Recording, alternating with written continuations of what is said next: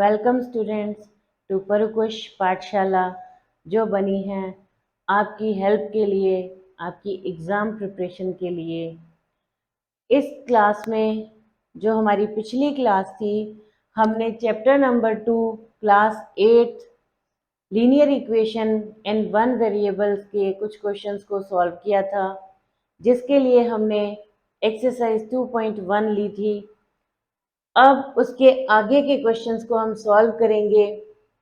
तो आइए हम बात करते हैं क्वेश्चन नंबर 8 की, जो कि है 1.6 is equals to y divided by 1.5।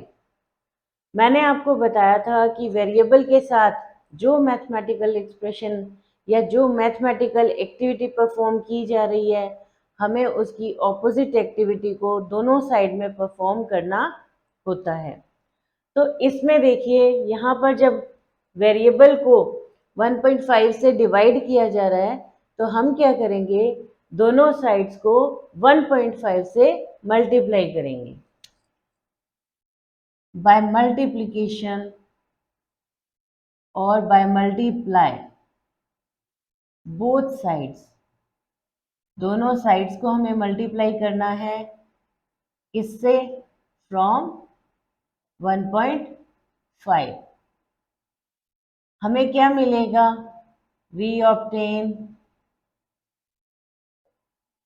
1.6 जो हमारे पास ऑलरेडी लेफ्ट हैंड साइड में अवेलेबल है, उसको भी हम 1.5 से मल्टीप्लाई करेंगे।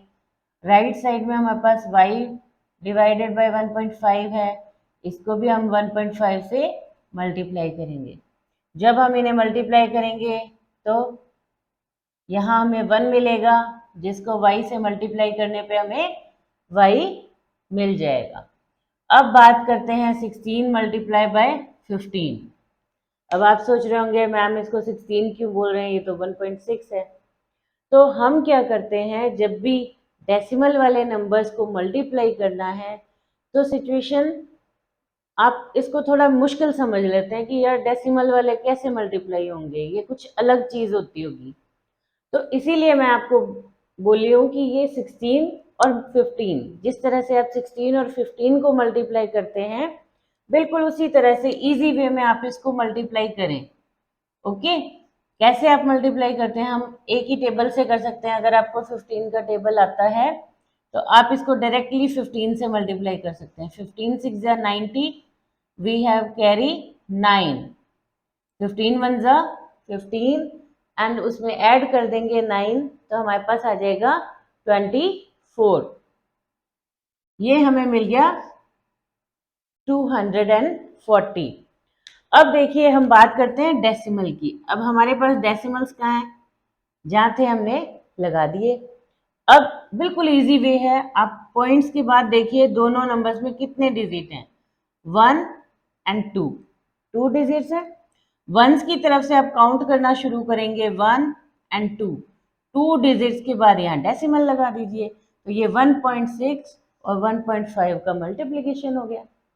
बिल्कुल ही ईजी है, आपको कुछ नहीं करना, सिर्फ डेसिमल के बाद के डिजिट्स काउंट करने हैं और उतने ही डिजिट्स वंस की तरफ से आंसर में काउंट करके और डेसिमल लगा देना है।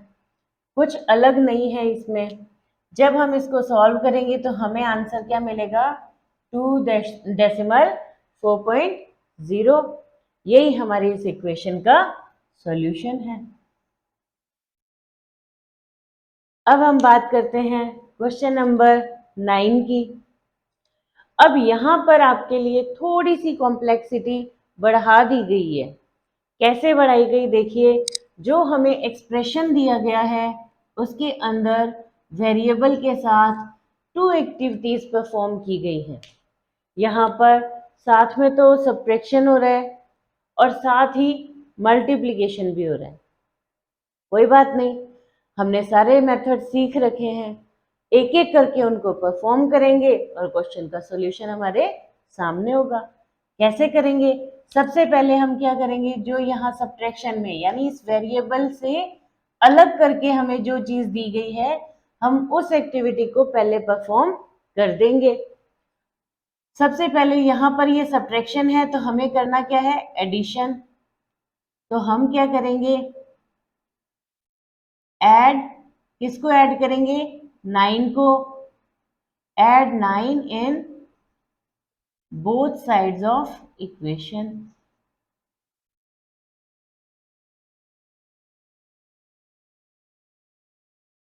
ये इक्वेशन की दोनों साइड में हम इसको ऐड करेंगे तो हमें क्या मिलेगा? 7x माइनस 9 तो ऑलरेडी है हमारे पास और इसमें हमने ऐड कर दिया 9 और इसी तरह से हमने इधर ऐड कर दिया 9। अब इसको पहले सॉल्व कर लेंगे। ये दोनों हमारे पास 9 माइनस 9 0 हो जाएगा तो यहाँ पे हमारे पास कौन बचेगा? 7x। इधर करेंगे ये आ जाएगा हमारे पास 25।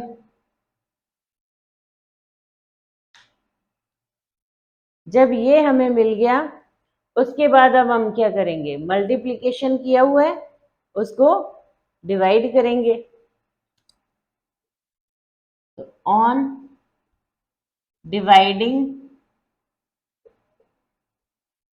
both sides by 7 we get 7x divided by 7, 25 divided by 7, x is equals to 25 by 7 and this is the solution of our equation. I hope आपको अच्छे से ये क्वेश्चन समझ में आए होंगे। अब हम बात करते हैं नेक्स्ट क्वेश्चंस की। अब हम बात करते हैं क्वेश्चन नंबर 10 और 11 की। क्वेश्चन नंबर 10 में हमें क्या इक्वेशन दी गई है? 14y minus 8 is equals to 13। यहाँ भी सेम प्रोसेस है, देखिए सब्ट्रैक्शन भी दिया हुआ है और मल्टीप्लिकेशन भी दिया हुआ है। और इसी तरह से क्वेश्चन नंबर 11 में भी एडिशन और मल्टीप्लिकेशन दोनों एक्टिविटीज परफॉर्म की गई हैं। तो इसमें कोई घबराने की बात नहीं है, इसमें सेम मेथड यूज होगा, बस इसको हम स्टेप बाय स्टेप सॉल्व करेंगे। पहले एक एक्टिविटी को लेकर चलेंगे और फिर दूसरी एक्टिविटी को परफॉर्म करेंगे और इस तरह से हमें सॉल्यूशन मिल जाएगा। यहाँ हम बात करते हैं सब्ट्रैक्शन पहले है तो हम इसे ऐड करेंगे। ऐड क्या 8 दिया हुआ है हमें तो 8 को हम ऐड करेंगे। कहाँ करेंगे? Both sides. Add 8 in both sides of equation. Equation की दोनों साइड में हमें इसको ऐड करना है and we will get 14y minus 8 और ये हमने ऐड कर दिया 8। राइट हैंड साइड में हमारे पास 13 अवेलेबल है ऑलरेडी और इसमें हमें ऐड करना है 8। जब हम इसे सॉल्व करेंगे 8 माइनस 8 0 हो जाएगा, हमारे पास बचेगा 14y। इधर करेंगे ये आ जाएगा 21। अब हमारे पास देखिए मल्टीप्लिकेशन आ गया तो हम परफॉर्म करेंगे divide. On dividing both sides by 14 we get 14y divided by 14 equals to 21 divided by 14।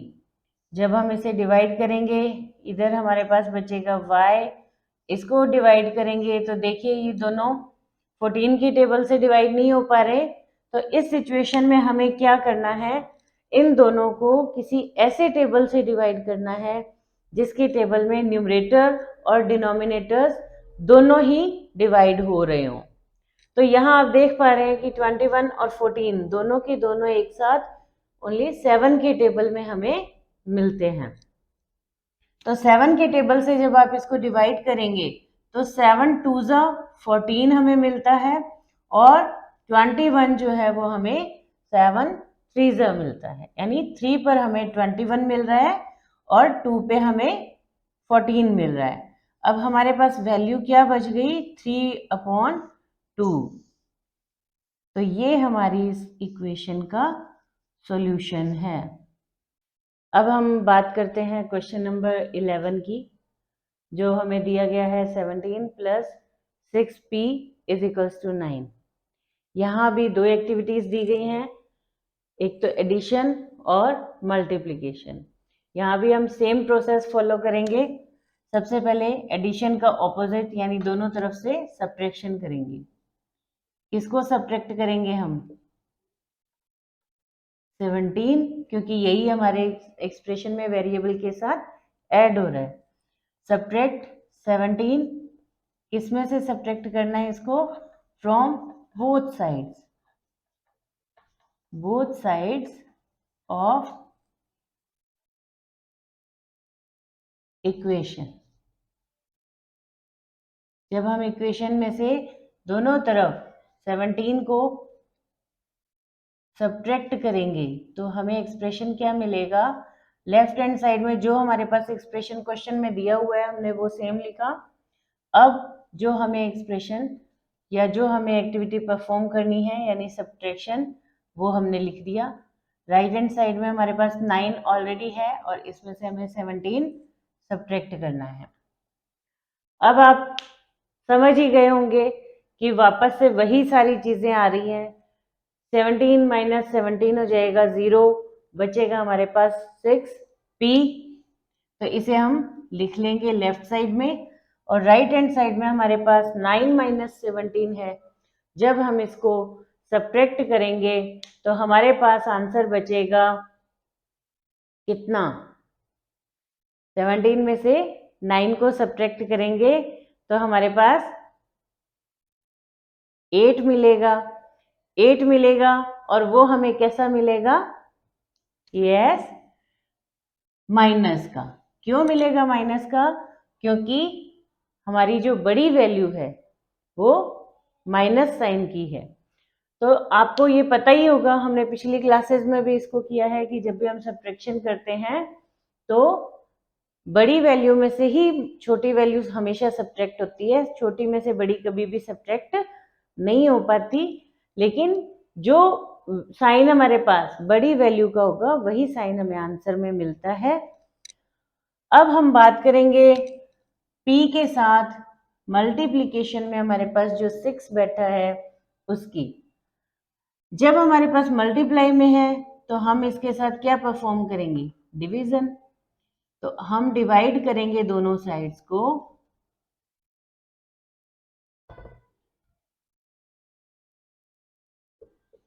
Both sides हमें डिवाइड करना है।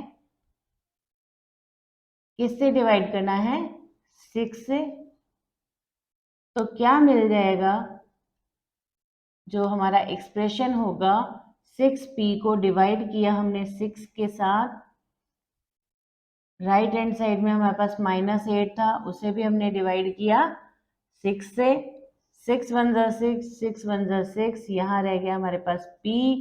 इसको फिर से वो देखिए, 8 और 6 दोनों एक ही टेबल में आएंगे, उसी टेबल से हमें डिवाइड करना पड़ेगा क्योंकि 6 के टेबल में हमारे पास 8 अवेलेबल नहीं होता। तो हम देखते हैं कि 2 का टेबल एक ऐसा टेबल है जिसमें 6 और 8 दोनों हमें मिलते हैं।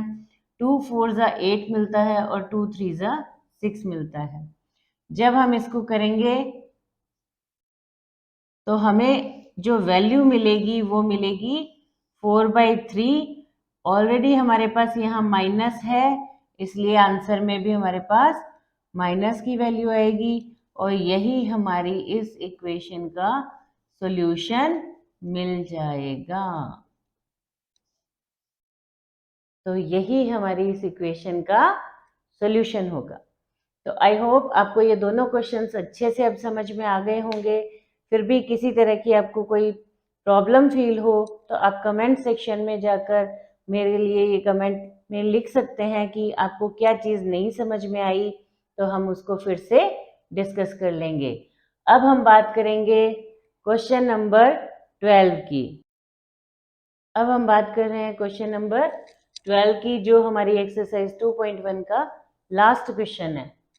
अब हम इसकी बात करेंगे तो हम देखते हैं कि x को 3 से डिवाइड किया जा रहा है, लेकिन राइट हैंड साइड में हमें जो एक्सप्रेशन दिया हुआ है उसमें हमारे पास एडिशन की एक्टिविटी की हुई है।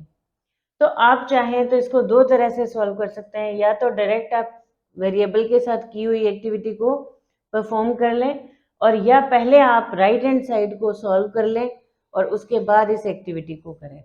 तो पहले मैं आपको राइट हैंड जो साइड है उसको सॉल्व करके फिर ये क्वेश्चन सॉल्व करना बताऊंगी। उसके बाद हम इसका सेकंड मेथड भी डिस्कस कर लेंगे। सबसे पहले हम देखते हैं इसकी राइट हैंड साइड में 15, और इसके डिवाइड में मैंने आपको पहले भी बताया है कि जहाँ नीचे डिनोमिनेटर नहीं दिया गया होता तो उसे हम 1 सपोज कर सकते हैं, उससे वैल्यू पर कोई भी इफेक्ट नहीं पड़ता, किसी भी तरह से वो वैल्यू जो है वो चेंज नहीं होती है। अब हम इसका एलसीएम लेंगे तो हमारे पास आएगा 15। जब हम इसे सॉल्व करेंगे तो हमारे पास आ जाएगा 15 + 7। अब इसे हम नेक्स्ट सॉल्व करेंगे 22 divided by 15। Left hand side हमारी जैसी है वैसी ही चलती रहेगी। अब यहाँ पर आने के बाद फिर से हम क्या कर सकते हैं कि या तो दोनों साइड में आप 3 से मल्टीप्लिकेशन कर लो, या आप इसको क्रॉस मल्टीप्लिकेशन कर लो। मैं परफॉर्म करवा रही हूँ आपको मल्टीप्लिकेशन। मल्टीप्लाई बोथ साइड्स, हमें दोनों साइड्स को मल्टीप्लाई करना है बाय, किससे करना है? 3 से, क्योंकि यहाँ पे डिवाइड कौन हो रहा है? 3। तो multiply both sides by 3, we get x divided by 3 multiply by 3, 22 divided by 15 multiplied by 3। जब इसे सॉल्व करेंगे 3 1 जा 3, 3 1 जा 3, और इधर अगर हम बात करते हैं तो ये 3 के टेबल से 15 जो है वो डिवाइड हो जाएगा, 3 1 जा 3 एंड 3 5 जा 15। अब हमने इसे सॉल्व किया, x आया, और इधर जब हमने सॉल्व किया तो 22 डिवाइडेड बाय 5। तो यही फ्रैक्शन जो है वो हमारा इस इक्वेशन का सॉल्यूशन आ जाएगा। कुछ जो एनसीईआरटी की बुक्स हैं उनमें जो आंसर शीट दी गई हैं, जहाँ पर सारी एक्सरसाइज के सब क्वेश्चंस के आंसर हैं, वहाँ पर इसका क्वेश्चन का जो आंसर दिया गया है वो -8/5 दिया गया है, जबकि हमारे जो इक्वेशन हमें क्वेश्चन में दी गई है उसके अकॉर्डिंग इसका आंसर 22/5 ही आता है। तो आप कंफ्यूज ना हो, कई बार वो भी देखिए प्रिंट करने वाले जो हैं वो भी इंसान ही है, मिस्टेक किसी से भी हो सकती हैं। उसमें जो आंसर दिया गया है वो, अगर ये हमारा क्वेश्चन चेंज होता, अगर ये क्वेश्चन चेंज होता, इसमें जो 1 है वो इस तरफ दिया गया हो, तो वो आंसर जो है वो -8/15 हो सकता है, या हो सकता है कि उसमें 7/15 की वैल्यू को इधर समझ लिया गया हो, कुछ भी उसमें हो सकता है। लेकिन यहाँ पर जो आंसर हमें जो क्वेश्चन दिया गया है उसके अकॉर्डिंग आंसर हमारा 22/5 ही आएगा। तो आंसर बुक में, मतलब आप आंसर देखकर कंफ्यूज नहीं हो, आपका आंसर ये बिल्कुल सही है। तो अब हमारी जो एक्सरसाइज 2.1 है वो यहाँ कंप्लीट होती है। अब हम मिलेंगे नेक्स्ट वीडियो में और नेक्स्ट एक्सरसाइज के साथ। तब तक देखते रहिए, प्रैक्टिस करते रहिए, और अपने मैथ्स की जो प्रॉब्लम्स हैं उनसे ओवरकम करते रहिए परकुश पाठशाला के साथ।